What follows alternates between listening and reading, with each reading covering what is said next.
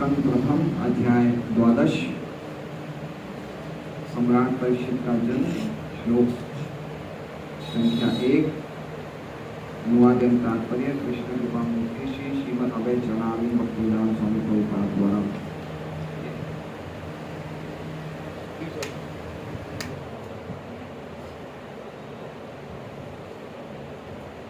शौनकुवाच अश्वत्थाम्नोपस्वष्टेन ब्रह्मर्षिष्णोरुतेजसा उत्तराया हतो गर्भ ईशेनाजीवितः पुनः। शौनकुवाच शौनक मुनि ने कहा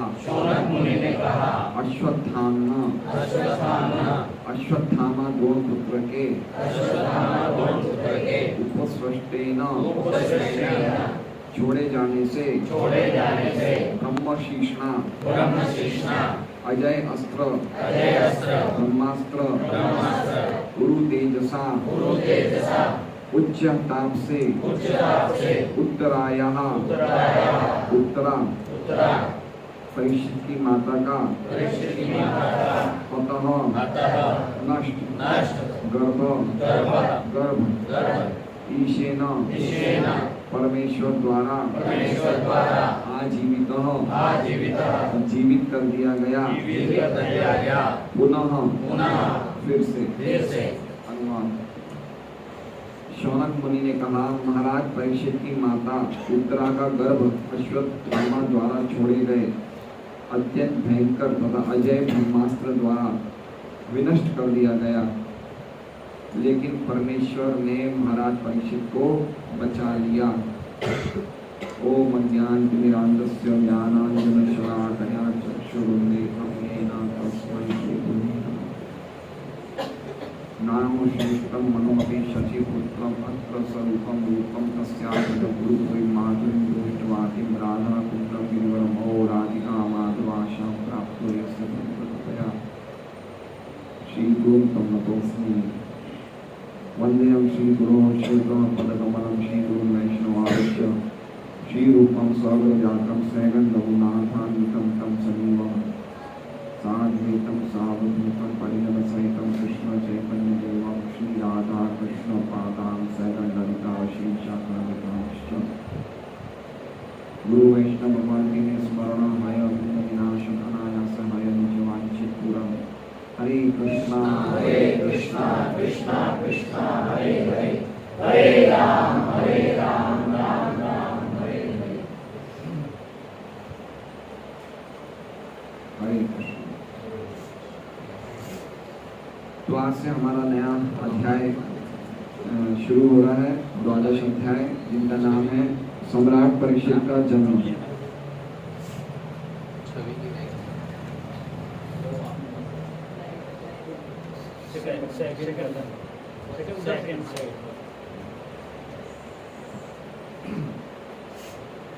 माँ सम्राट परीक्षित का जन्म। इससे पहले हमने 11वां अध्याय पूरा किया और किस प्रकार से आखिरी 3 श्लोकों में हमने देखा कि भगवान का दिव्य स्थिति क्या है। यद्यपि वो अपनी रानियों के साथ दिख रहा था ऐसा कि भोग विलास कर रहे हैं, लेकिन फिर भी उन्होंने अपनी दिव्य स्थिति बनाए रखी। वो प्रकृति से परे हैं, वो दिव्य हैं और गुणातीत हैं। और वो ही नहीं, उनके भक्त भी जो उनके शरणागत होते हैं और उनकी शुद्ध भक्ति में लगे हुए होते हैं, वो भी गुणातीत हो जाते हैं। लोग सुना था इस प्रकार का कोई एतदीक्षणमीशस्य प्रकृतिस्तुतितत्गुणे न युज्यते सदात्मास्ते यथा बुद्धिस्तदाश्रया। 1.11 शायद मेरे सबसे 38 तरह से 38 था। तो आज का जो हमारा टॉपिक है इस अध्याय का, उनका नाम है महाराज सम्राट परीक्षित का जन्म। शौनक उवाच मतलब शौनक जी ने कहा, क्या कहा? अश्वत्थाम्नोपस्वष्टेन, अश्वत्थामा मतलब अश्वत्थामा के द्वारा, उपस्वष्टेन मतलब बनाया गया, छोड़ा गया या फेंका गया। क्या फेंका गया? ब्रह्मशीष्ण, ब्रह्म मतलब ब्रह्मास्त्र, ब्रह्मशीष्ण जिसका कोई काउंटर एक्शन नहीं है, जिसमें लिखा अजय अस्त्र। वो बात, अजय मतलब इसको कोई काट नहीं सकता है ब्रह्मास्त्र का।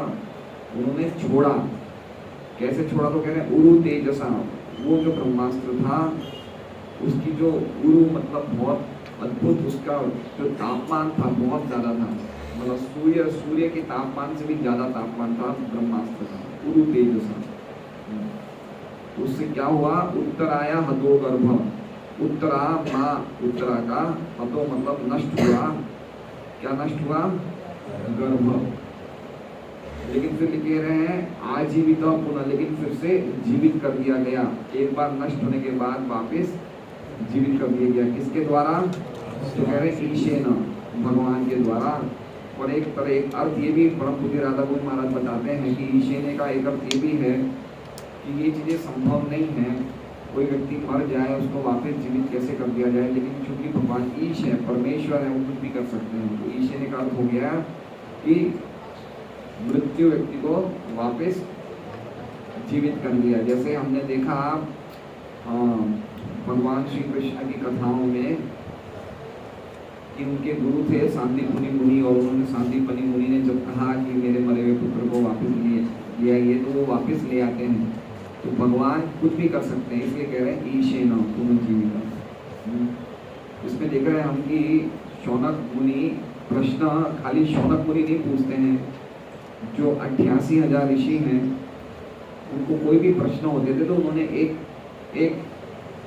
प्रश्न पूछने वाला एक को चुन लिया। किनको चुना, मतलब ये परम पूज्य राधा गोविंद महाराज ऐसा बताते हैं कि सबने अलग अलग क्वेश्चंस नहीं पूछे, जिनको भी क्वेश्चन पूछना था वो किनको बोलते थे, शौनक ऋषि को। शौनक ऋषि प्रश्न पूछते थे। इस प्रकार ये सभा में प्रश्नोत्तरी हुई थी। तो शौनक ऋषि ने प्रश्न पूछा और इसका जवाब सूत गोस्वामी ने दिया। तो हम देख सकते हैं कि अभी तो बातें भगवान की लीलाओं की हो रही थी, अचानक सम्राट परीक्षित का कहाँ से आ गया जिक्र। आप देखा, अभी भगवान द्वारका में प्रवेश कर रहे थे उनकी माताओं के साथ, उनका भक्ति पूर्वक आदान प्रदान, उनकी रानियों के साथ उनका जो प्रेम पूर्वक आदान प्रदान की बातें हो रही थी। तो अचानक सूत गोस्वामी, अरे शौनक ऋषि ने टॉपिक को चेंज कर दिया। ऐसे टॉपिक चेंज करना अच्छा नहीं माना जाता है।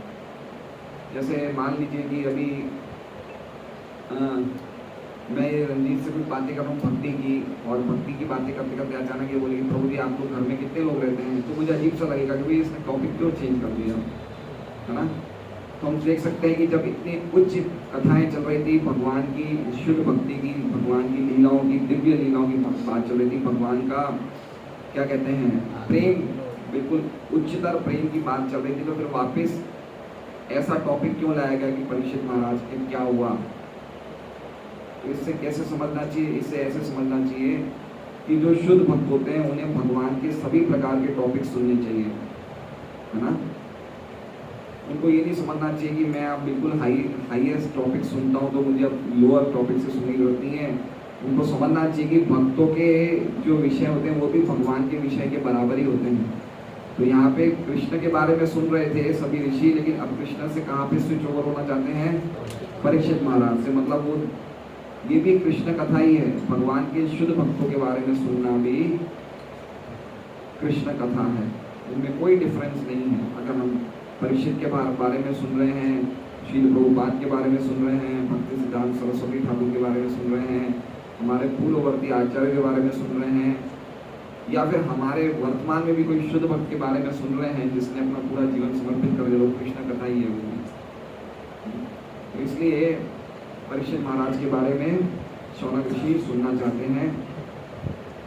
और इन्होंने अचानक क्यों लिंक तोड़ा वो हम समझ सकते हैं कि उन्होंने अचानक नहीं तोड़ा, है ना।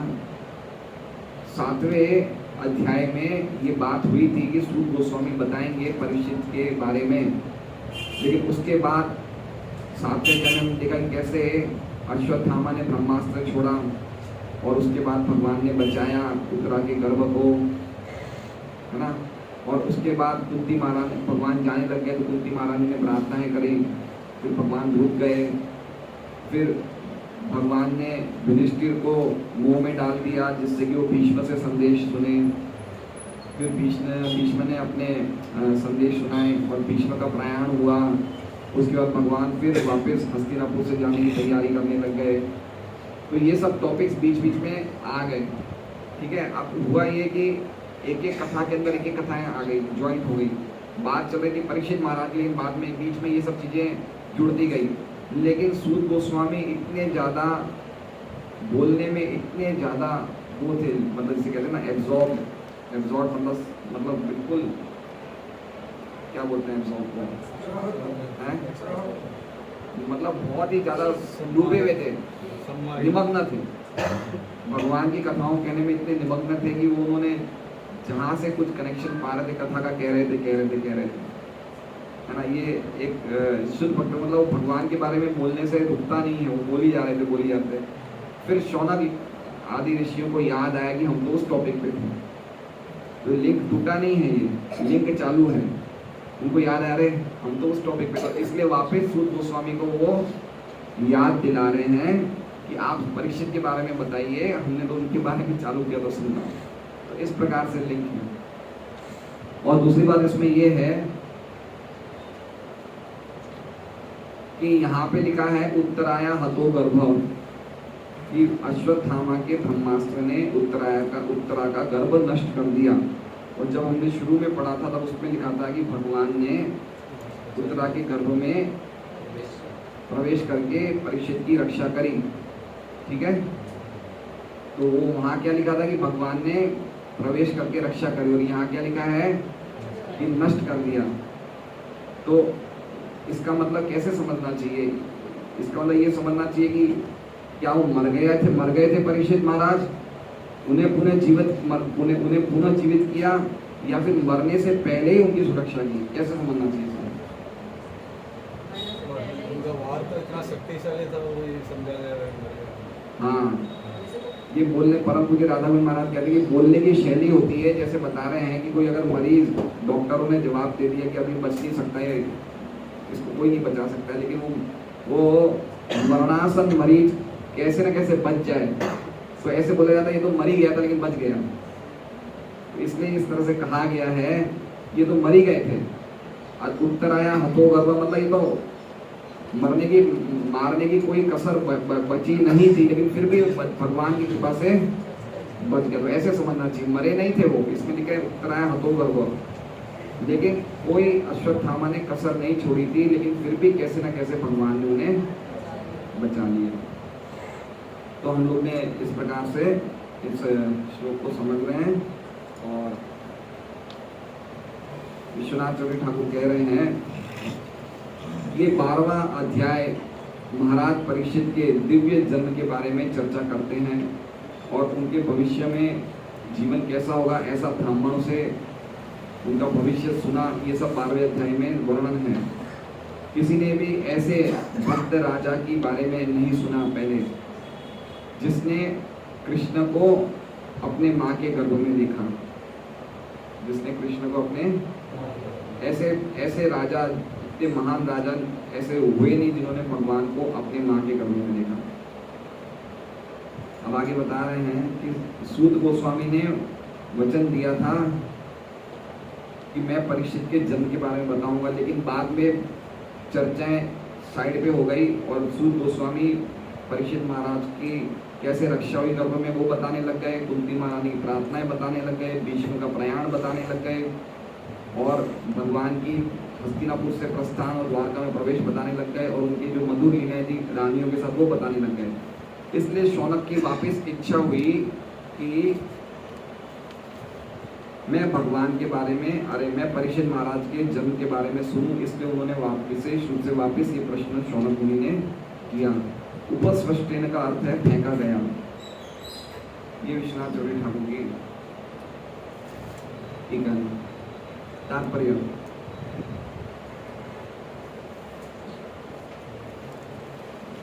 नैमिषारण्य के वन में एकत्रित हुए ऋषियों ने सूत गोस्वामी से महाराज परीक्षित के जन्म के विषय में प्रश्न किया।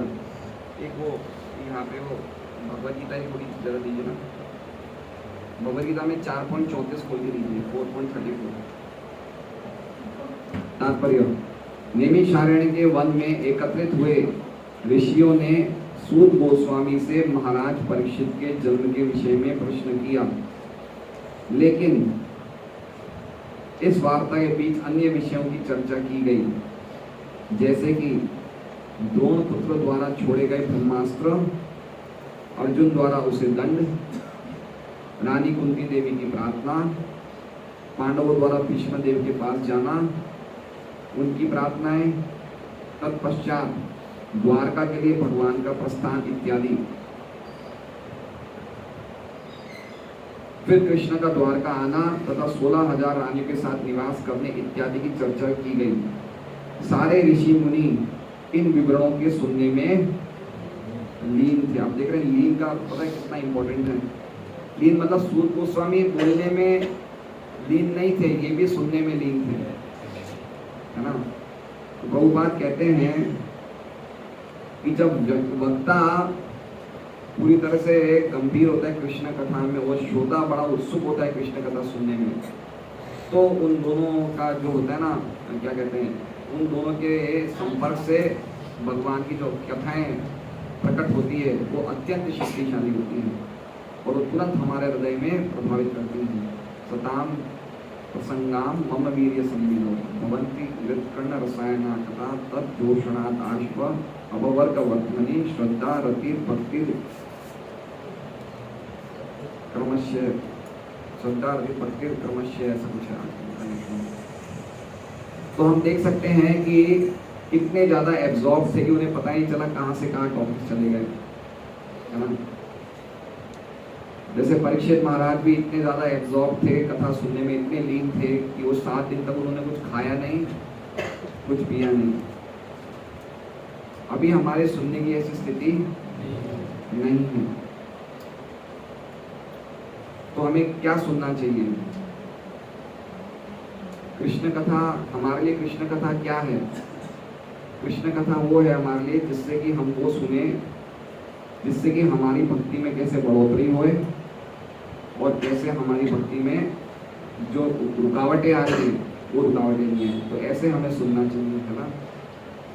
जो व्यक्ति सुनने में एक्सपर्ट होता है वो व्यक्ति जो होता है वो भगवत प्राप्ति कर सकता है।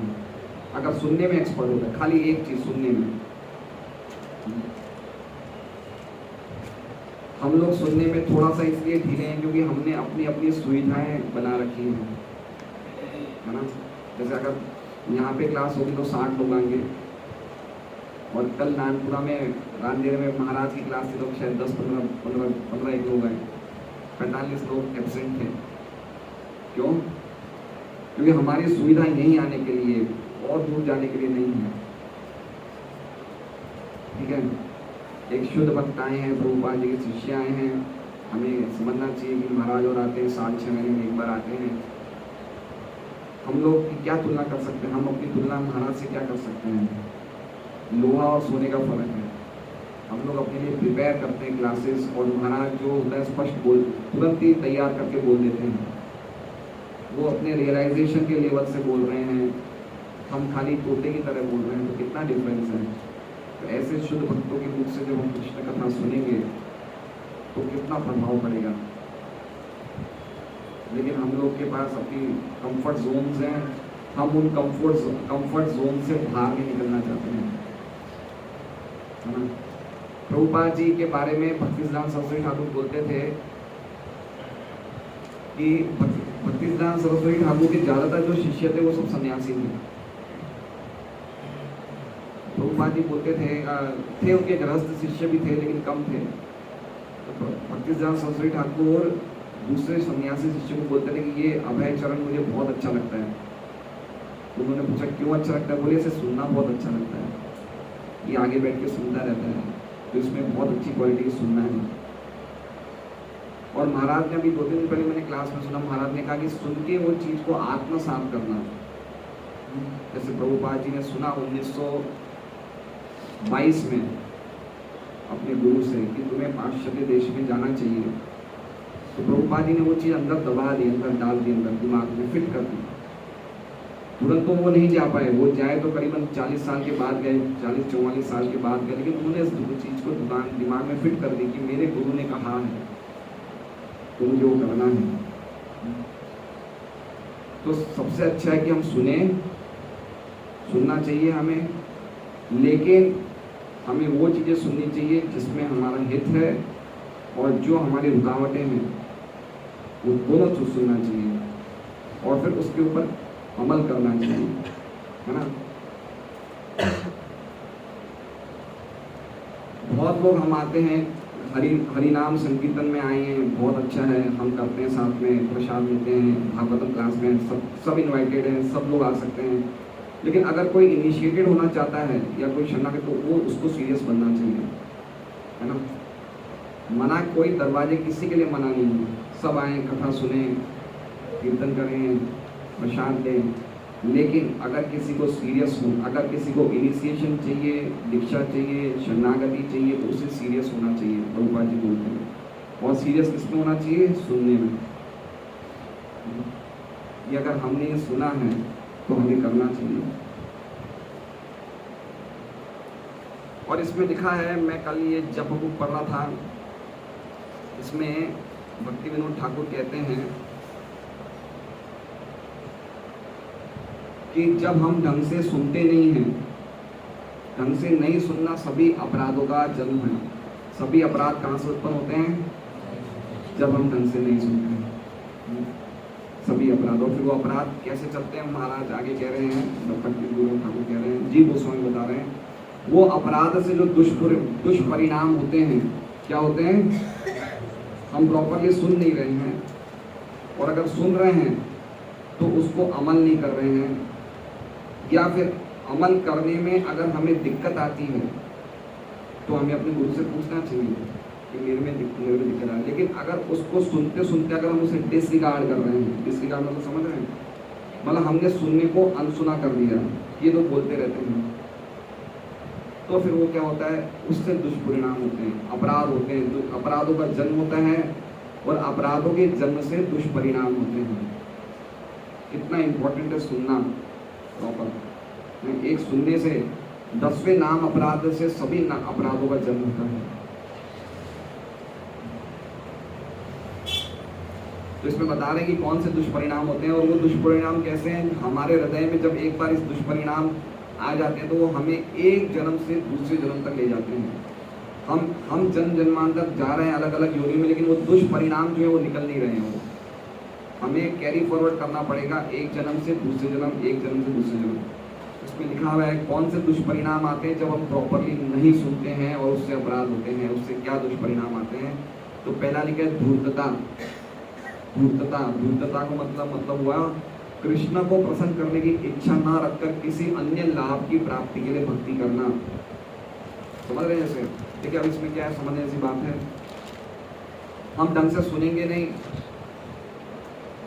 हम भक्त हैं, लोग हमारी इज्जत करेंगे, मान देंगे, प्रतिष्ठा देंगे, आदर करेंगे, है ना, लेकिन हमें दिव्य ज्ञान नहीं मिलेगा। समाज, भक्तों के समाज में इज्जत मिल सकती है, लेकिन जो दिव्य ज्ञान एक गुरु के आशीर्वाद से मिलना चाहिए, ट्रांसेंडेंटल नॉलेज, वो नहीं मिलेगी। क्यों? क्योंकि पहला दुष्परिणाम है धूर्तता। हम जो कुछ भी कर रहे हैं, भक्ति कर रहे हैं, भक्ति के कार्य कर रहे हैं, लेकिन किसके लिए कर रहे हैं? उससे हमें सेटिस्फेक्शन मिलता है, कृष्ण को प्रसन्नता मिलती है, गुरु को प्रसन्नता मिलती है, उससे मतलब नहीं है। समझ रहे हैं आप? भव सागर में जब तक हम हैं, भौतिक जगत में एक हमारे में टेंडेंसी होती है स्वतंत्र रहने की, और भक्ति में आने के बाद भी ये टेंडेंसी चालू रहती है। फॉल्स ईगो हमें अलाउ नहीं करता है कि हम अपने वरिष्ठ भक्तों की बात सुने। ठीक है? तो हम में से कुछ ऐसे भक्त यहाँ पे बैठे हैं जो स्वतंत्र विचारों के हैं, है ना, वो अपने हिसाब से करेंगे भक्ति के कार्य, लेकिन वो किसी के मार्गदर्शन में रहना नहीं चाहते। तो ये बहुत ही डेंजरस स्थिति है। इसलिए अगर हम दीक्षा नहीं ले रहे हैं, शरणागति नहीं ले रहे, तो भाई वो तो खुद भी करें, आओ जाओ, खाओ पियो, कथा सुनो, सब ठीक है। लेकिन अगर हम दीक्षा ले रहे हैं तो we should be very serious.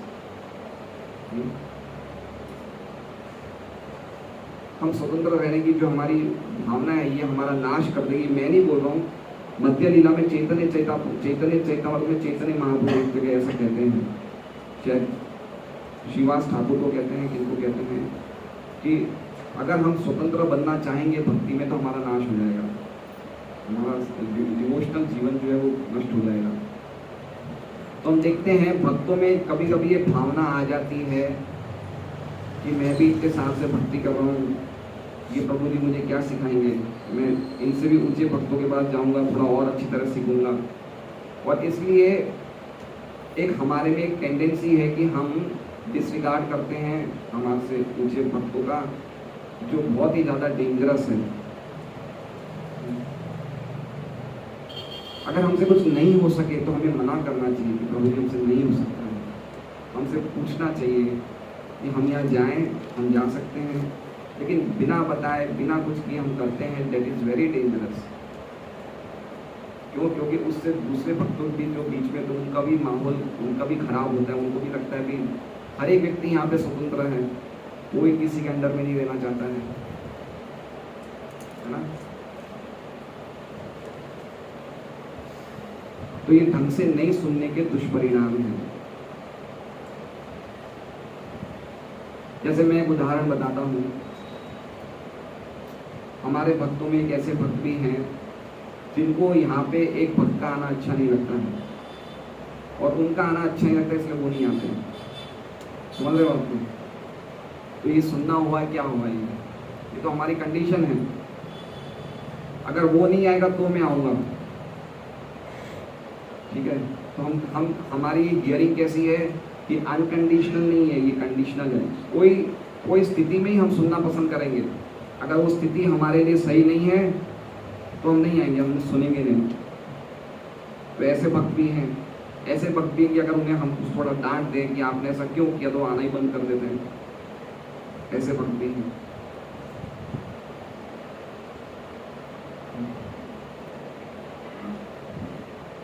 मैंने अभी 4-5 दिन पहले 7 दिन पहले जब मेरी आखिरी क्लास हुई थी तो मैंने कहा था कि 7 दिन बचे हैं रथ यात्रा में, आप लोग हो सके तो मार्केटों में जाइए, रात को 1 घंटा 2 घंटा डिस्ट्रीब्यूशन करिए।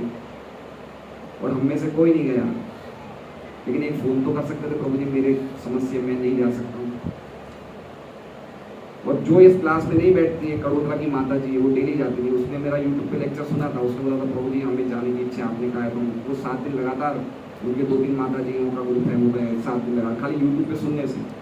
और यहाँ पे इतने लोग बैठे हैं, सबको मैंने कहा आप लोग जाइए 7 दिन। आपको ये भी देखना चाहिए कि मैं भी जा रहा हूँ, मैं भी रोज भागवतम डिस्ट्रीब्यूट करने जाता था सुबह सुबह। मैं नहीं आया था ना आखिरी 3-4 दिन, नहीं आया था ना। अच्छा नहीं जा सके तो बोले तो सही कि हमारे कुछ कारण है प्रभु जी, हम घर में ये काम है, ठीक है प्रभु जी नहीं जा पाएंगे, लेकिन ये बोलना भी नहीं है, तो ये क्या डिसरिगार्ड है। ये भक्ति के सर्कल्स में एप्रिशिएट नहीं किया जाता है। इतने सालों पहले मैं कितने टाइम से कह रहा हूँ कि मेरे पास भागवतम में इतने सारे कॉन्टेक्ट्स हैं, आप लोग बुलाया करिए। जब मैं भेजता हूँ तो आप लोग फ़ोन करते हैं, जब मैं भेजना भूल जाता हूँ तो आपको याद ही नहीं आता। सुनना बहुत ईजी है, लेकिन उसे जीवन में आत्मसात करना वो मुश्किल है। वो भी मुश्किल नहीं है, वो उसके लिए मुश्किल है जो दृढ़ नहीं है, जो दृढ़ है उसके लिए मुश्किल नहीं है। तो ये हमें देखना चाहिए कि हमारी स्थिति क्या है, हम प्रॉपरली सुन रहे हैं या नहीं सुन रहे हैं, हमारा हियरिंग कैसा है, तमोगुण में है, रजोगुण में है, सत्वगुण में, किस प्रकार की हियरिंग कर रहे हैं हम लोग। प्रभुपाद जी कहते हैं हियरिंग भी 3 लेवल्स में होती है। क्या होगा उससे? यात्राओं में हम जाएंगे, आएंगे, खाएंगे, पिएंगे, मौज करेंगे, आइए सब जगह आइए, लेकिन अगर किसी को इनिशिएट होना है, किसी को दीक्षा लेनी है तो he has to be serious. और अगर उसे नहीं लेना है दीक्षा तो कोई बात नहीं, लेकिन अगर मार्गदर्शन में आ रहा है तो डांट सुननी पड़ेगी, कान खिंचवाने के लिए तैयार रहना पड़ेगा। अगर नहीं रहना है तो कुछ ऐसे भक्त के पास जाए जिनसे कान खिंचवाने के लिए तैयार रहना पड़ेगा, लेकिन सिंसियर होना पड़ेगा।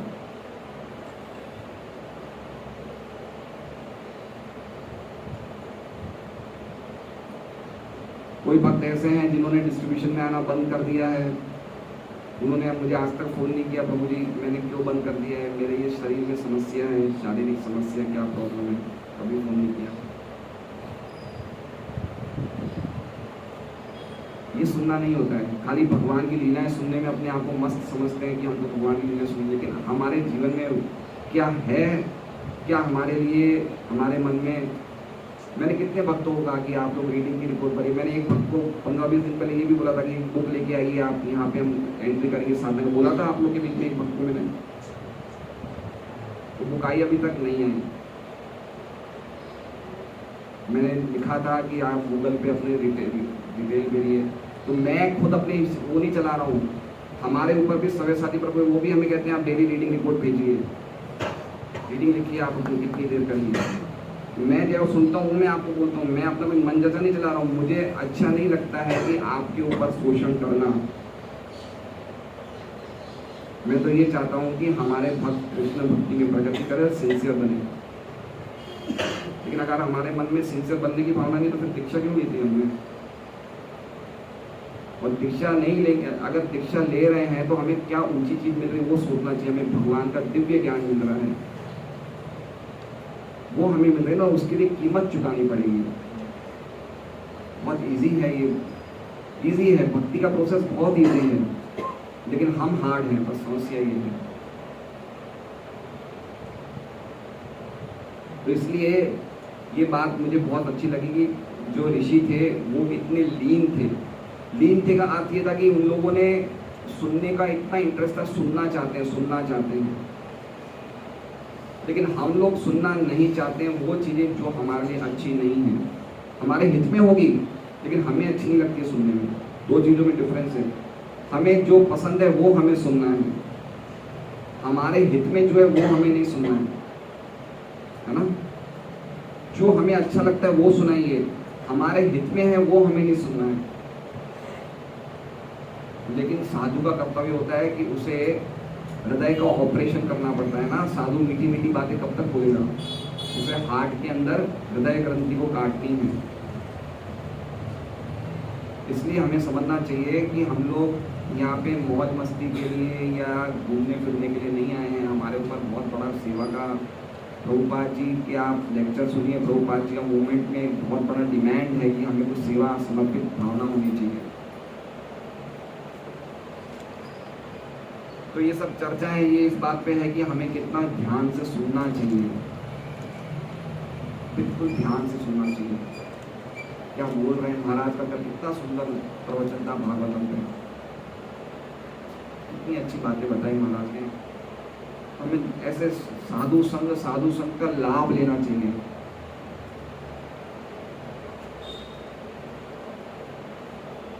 और हमें समझना चाहिए कि हम जिन भक्तों का संग कर रहे हैं वो क्या गंभीर हैं, वो वास्तव में गंभीर हैं।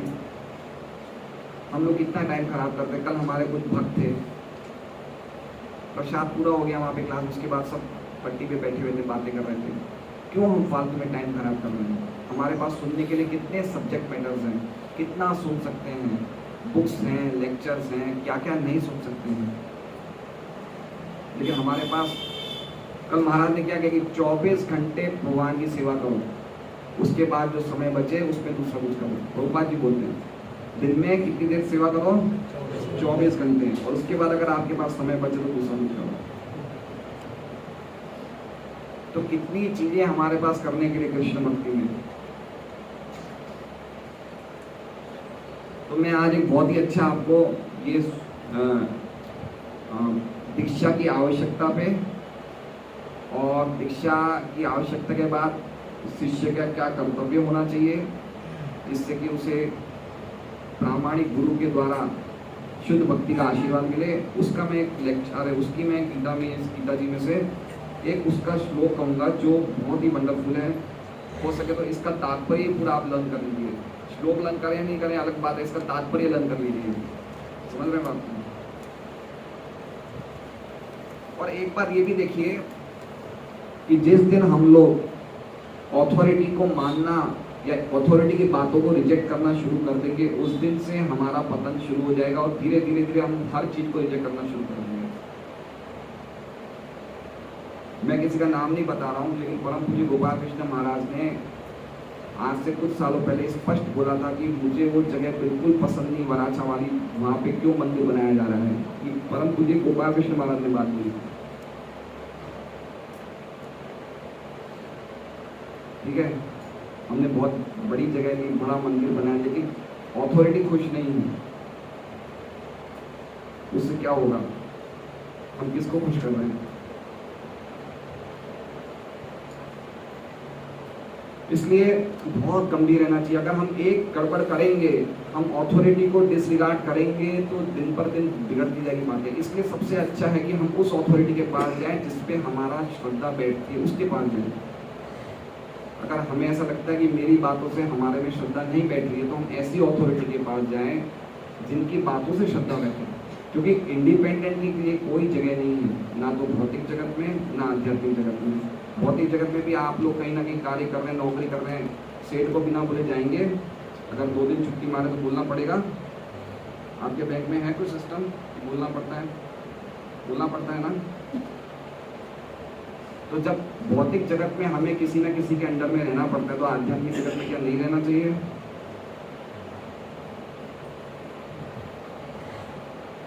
इसलिए बहुत इंपॉर्टेंट बात है, ये सब सुनने पे आधारित है। कैसे सुन रहे हैं, हमारी सुनने की क्वालिटी क्या है, उसको हम जीवन में लाना चाहते हैं, या यहाँ से सुना और यहाँ से निकाल दिया। तो ये श्लोक है गीता जी में 4.34, तात्पर्य इसका देखते हैं हम, और बहुत ध्यान से सुनिए आप। प्रभुपाद जी के तात्पर्य अद्भुत है ये।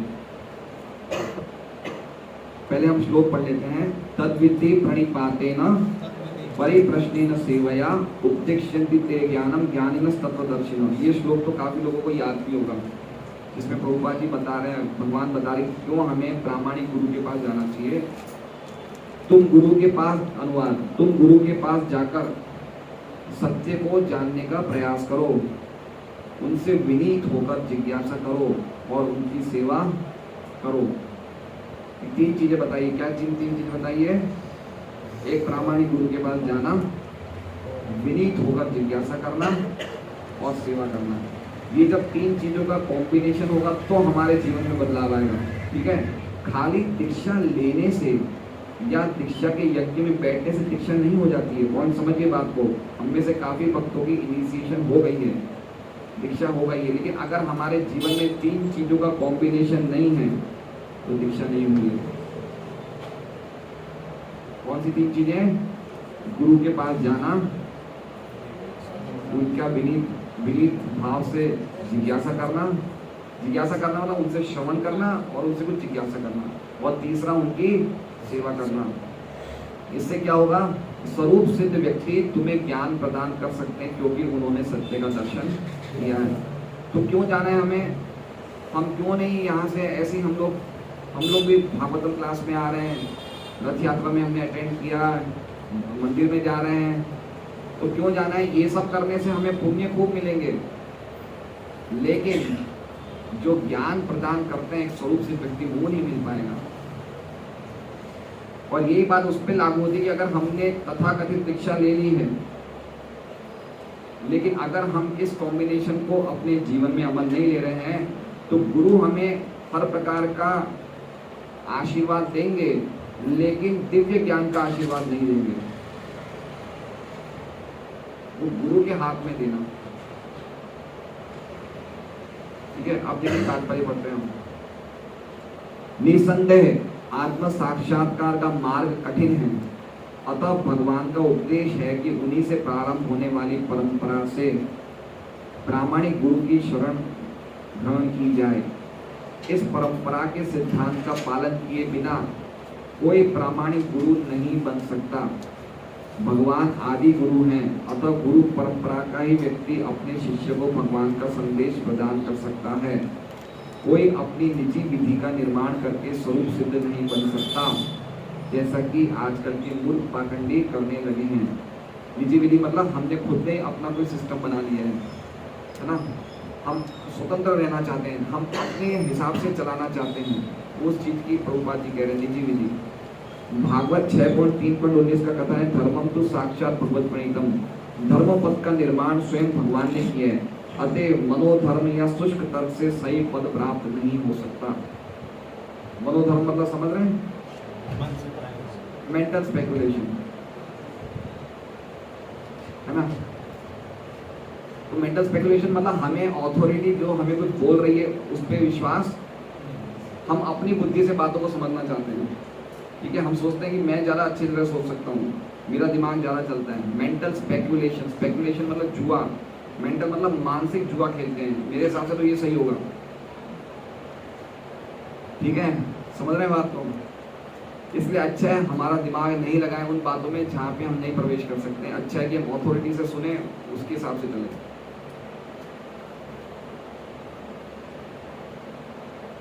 न ही ज्ञान ग्रंथों के स्वतंत्र अध्ययन से ही कोई आध्यात्मिक जीवन में उन्नति कर सकता है। ज्ञान ग्रंथों के स्वतंत्र अध्ययन से मतलब हम किसी के मार्गदर्शन में नहीं रह के हम सोच रहे हैं कि कोई भी ग्रंथ पढ़ ले और हमारी उन्नति हो जाएगी, वो भी संभव नहीं है।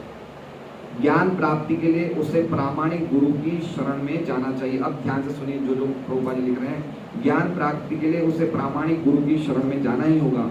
ऐसे गुरु को पूर्ण समर्पण करके ही स्वीकार करना चाहिए और अहंकार रहित होकर दास की भांति गुरु की सेवा करनी चाहिए। अहंकार रहित होकर। अब ये मत समझिए कि ये सब मैं आपको इसलिए बोल रहा हूँ कि आप मेरे दास की तरह सेवा करिए, मेरा ये इंटेंशन नहीं है। समझ रहे बात को?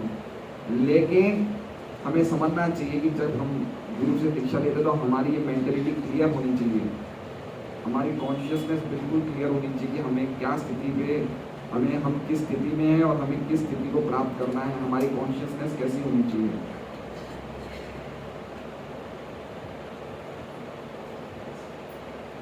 स्वरूप से गुरु की प्रसन्नता ही आध्यात्मिक जीवन की प्रगति का रहस्य है। बिल्कुल वंडरफुल लाइन है। क्या कह रहे हैं? जब तक गुरु प्रसन्न नहीं होगा आपकी आध्यात्मिक प्रगति जीरो है। चाहे आप बताने के लिए बहुत कुछ कर रहे हैं हम लोग, लेकिन अगर गुरु की प्रसन्नता नहीं है तो आध्यात्मिक प्रगति का कोई प्रश्न ही नहीं है। जिज्ञासा और विनीत भाव के मेल से आध्यात्मिक ज्ञान प्राप्त होता है। जिज्ञासा और विनीत भाव, विनीत भाव मतलब समझ रहे हैं? ऐसा नहीं सोचना चाहिए कि ये प्रभु जी को ऐसी बार बार बोलते रहते हैं कि कोई बात में वो नहीं है, अपना काम है, सुन लो, प्रसाद लेके चले जाओ। ये बहुत बड़ा ऑफेंस है। इसमें विनीतता खत्म हो गई है, विनम्रता खत्म हो गई है, दैन्यता खत्म हो गई है। इसलिए प्रभुपाद जी बार बार इस बात को बोलते थे कि अगर आप ऐसे व्यक्ति से सुन रहे हैं जिसमें आपकी श्रद्धा नहीं है तो आप अपना टाइम खराब मत करो। आप ऐसे व्यक्ति के पास जाओ जहाँ पे आपकी श्रद्धा बैठती है। स्पष्ट रूप से प्रभुपाद जी बोलते हैं। खाली उससे तर्क वितर्क करने के लिए या ये देखने के लिए कि उसमें कितना ज्ञान है, मेरे में कितना है, ये सब चीज़ों को एनालाइज करने के लिए कथा मत सुनो। उससे ना तो आपको लाभ होगा, बिल्कुल ही लाभ नहीं होगा, आप तुरंत आप अपना टाइम खराब करो। प्रभुपाद ये सब बोलते हैं। इसलिए स्पष्ट इसमें लिखा है कि उनको दैन्य से सुनना पड़ेगा। बिना विनीत भाव तथा सेवा के विद्वान गुरु से की गई जिज्ञासाएं प्रभावपूर्ण नहीं होगी। अब इसमें क्या कह रहे हैं कि आप जिज्ञासाएं बहुत कर रहे हैं, जिज्ञासा बहुत कर रहे हैं, लेकिन आप में दैन्यता और सेवा का भाव भी। अब देखिए, सेवा, खाली सेवा भी नहीं चलेगा। कोई व्यक्ति बहुत सेवा करता है लेकिन उसमें दैन्य नहीं है और जिज्ञासा नहीं है। इसलिए ना तो खाली दैन्य चलेगा, ना ही खाली जिज्ञासा चलेगी, ना ही खाली सेवा चलेगी। तीनों का कॉम्बिनेशन होना चाहिए। जिज्ञासा और विनीत भाव से की गई, विनीत भाव तथा सेवा के, जिज्ञासा और विनीत भाव के मेल से आध्यात्मिक ज्ञान प्राप्त होता है। बिना विनीत भाव तथा सेवा के विद्वान गुरु से की गई जिज्ञासाएं प्रभावपूर्ण नहीं होंगी। शिष्य को गुरु परीक्षा में उत्तीर्ण होना चाहिए और जब गुरु शिष्य में वास्तविक इच्छा देखता है तो स्वतः ही शिष्य को आध्यात्मिक ज्ञान का आशीर्वाद। ये कितना स्पष्ट प्रभुपाद सब कुछ साफ साफ कह रहे हैं इसमें। इस श्लोक में अंधानुगमन तथा निरर्थक जिज्ञासा इन दोनों की भर्त्सना की गई है। शिष्य न केवल गुरु से विनीत होकर सुने, अपितु विनीत भाव तथा सेवा और जिज्ञासा द्वारा गुरु से स्पष्ट ज्ञान प्राप्त करें। इसका मतलब प्रभुपाद जी कहते हैं कि पशुओं की तरह मत सुनो। आपको समझना भी चाहिए, वो मैटर की जो चर्चा हो रही है वो भी समझिए। खाली ऐसा नहीं कि भाई हमें जाना है सुन के आना, नहीं, आप समझिए, जो हम सब्जेक्ट मैटर पढ़ रहे हैं उसको समझिए। ऐसा नहीं कि गुरु के पास जाना है नौकर की तरह आ जाओ, नहीं, वो जो कह रहे हैं उन्हें नहीं समझ में आया तो वापस पूछो गुरु से। भगवान कह रहे हैं ना अर्जुन को, ये मैंने तुम्हें सुना दिया, कब तुम्हें कुछ समझ में नहीं, तुम्हें वापस बताने को तैयार हो, बोले ना अर्जुन को गीता जी के आखिर में। तो अगर कोई बात नहीं समझ में आ रही तो वापस पूछ लो, लेकिन बिना समझे बिना पूछे चुपचाप एक पशु की तरह मत कार्य करो। फिर मैं वापस बोल रहा हूं, इस श्लोक में अंधानुगमन, अंधानुगमन मतलब समझ रहे हैं, ब्लाइंड फॉलोइंग। अभी ब्लाइंड फॉलोइंग हुई ना हाथरस में, है ना, कि जानते नहीं उनका चरण धूली लेने के लिए कितने लोग 100-125 लोग मर गए। ये ब्लाइंड फॉलोइंग हुई है ना। इसलिए ब्लाइंड फॉलोइंग यहाँ भी हो सकती है। अगर हम किसी को भी सुन रहे हैं, हम अपनी मौज मस्ती के लिए काफ़ी ऐसे मोटिवेटर डिवोटीज से सुनते हैं जो भगवान की भक्ति के बारे में नहीं बता रहे हैं, क्योंकि हमें सुनना पसंद है तो हम सुनते हैं। और तथा निरर्थक जिज्ञासा, इन दोनों की भर्त्सना की गई। शिष्य न केवल गुरु से विनीत होकर सुने, अपितु विनीत भाव तथा सेवा और जिज्ञासा द्वारा गुरु से स्पष्ट ज्ञान प्राप्त करे। स्पष्ट ज्ञान मतलब क्लियर नॉलेज, साफ साफ समझ में आनी चाहिए बात को। प्रामाणिक गुरु स्वभाव से शिष्य के प्रति दयालु होता है, अतः यदि शिष्य विनीत हो और सेवा में तत्पर रहे तो ज्ञान और जिज्ञासा का विनिमय पूर्ण हो जाता है।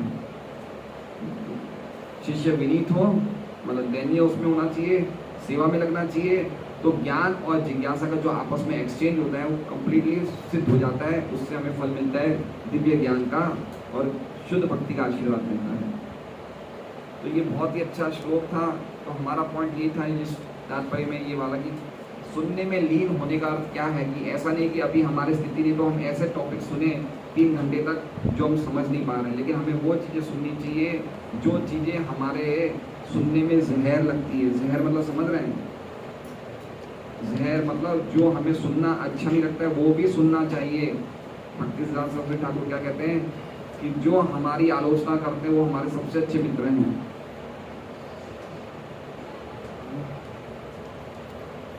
तो ये बातें हमें समझनी चाहिए। सारे ऋषि मुनि इन विवरणों के सुनने में लीन थे, किंतु अब वे अपने मूल विषय पर लौटना चाह रहे थे। अतः शौनक ऋषि ने इस तरह की जिज्ञासा की। इस तरह अश्वत्थामा द्वारा छोड़े गए ब्रह्मास्त्र की चर्चा फिर से आ गई। तो सिंपल है, ये सब प्रयास किया हमने समझने का। हरे कृष्णा। आप लोग का कोई प्रश्न पूछ सकते हैं?